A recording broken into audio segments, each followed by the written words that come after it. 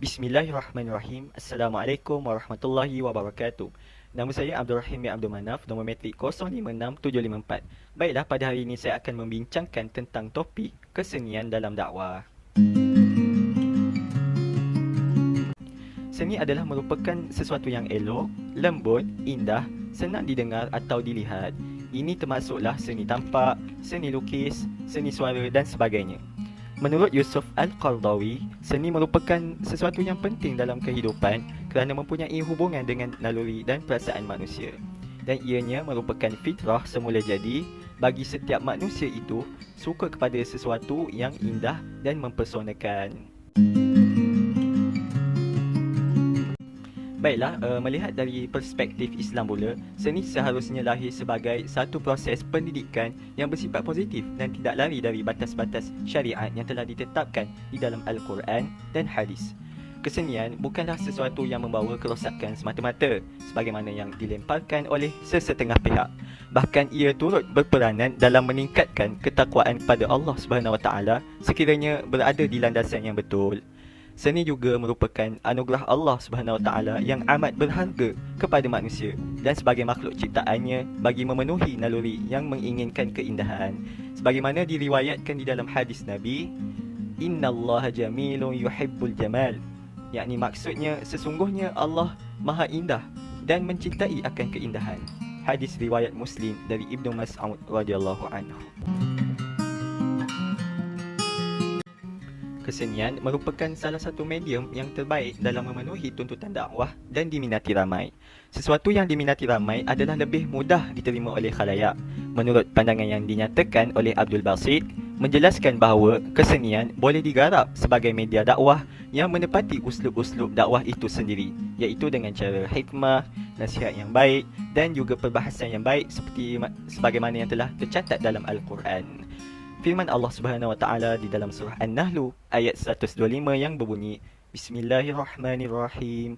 Ud'u ila sabili rabbika bil hikmati wa mau'izatil hasanah wajadiluhum billati hiya ahsan. Inna rabbaka huwa a'lamu biman dhalla an sabilihi wa huwa a'lamu bil muhtadin. Yang bermaksud, serulah manusia kepada jalan Tuhanmu dengan hikmah dan pengajaran yang baik, dan berdebatlah dengan mereka dengan cara yang baik.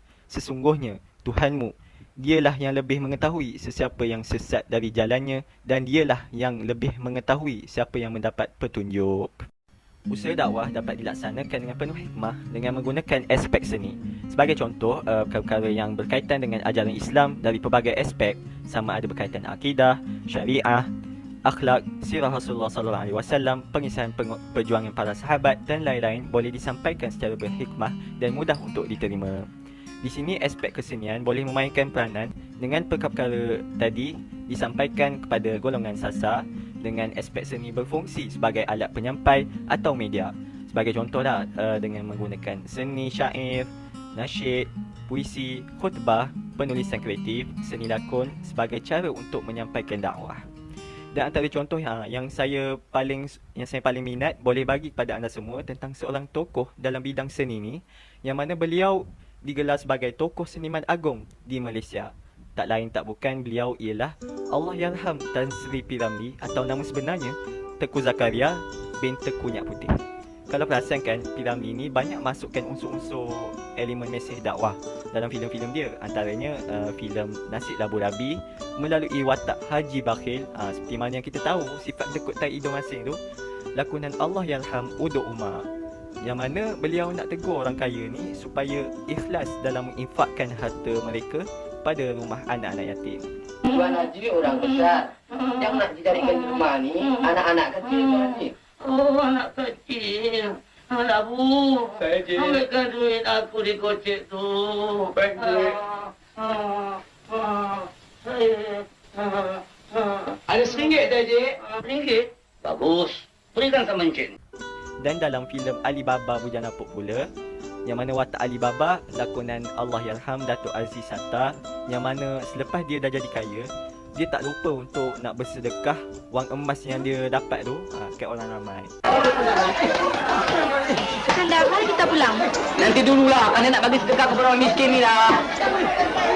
Dan seterusnya dalam watak Syawal dalam filem Ahmad Al-Bab yang dilakonkan oleh beliau sendiri, P. Ramlee, yang mengadakan kenduri kesyukuran setelah diberi kesenangan.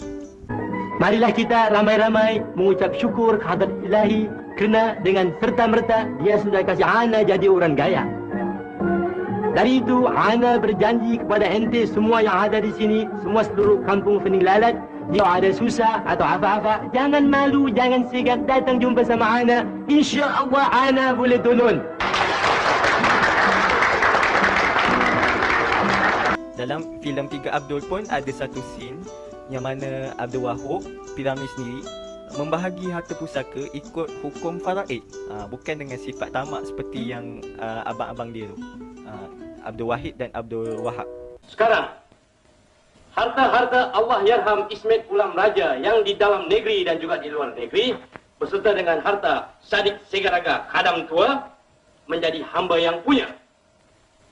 Sekarang, suku daripada bahagian tersebut hamba serahkan kepada Abdul Wahab dan suku kepada Abdul Wahid. Khadam Tua? Ya Tuhan.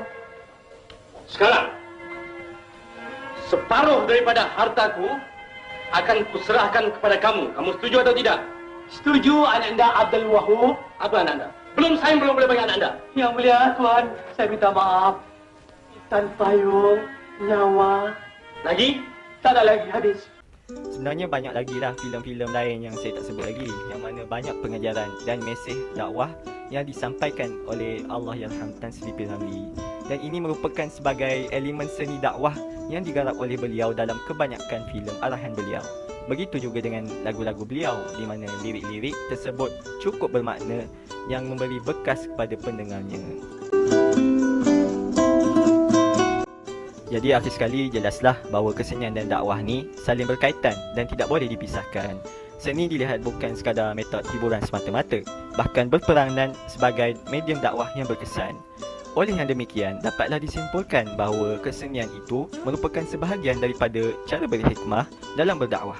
Usaha-usaha dakwah melalui kesenian ini dilihat mempunyai potensi yang besar dalam mempengaruhi pemikiran dan gaya hidup masyarakat, dan seterusnya dapat mencorakkan budaya sesebuah bangsa. Menyedari seni sebagai alat yang boleh digunakan sama ada untuk kebaikan atau keburukan, ia tertakluk juga kepada motif dan tindakan seseorang itu bagi mengembang dan menghayatinya agar menjadi satu alat yang memberi faedah. Jadi sekadar itu saja. Wallahu alam. Assalamualaikum warahmatullahi wabarakatuh. Wallahu alam.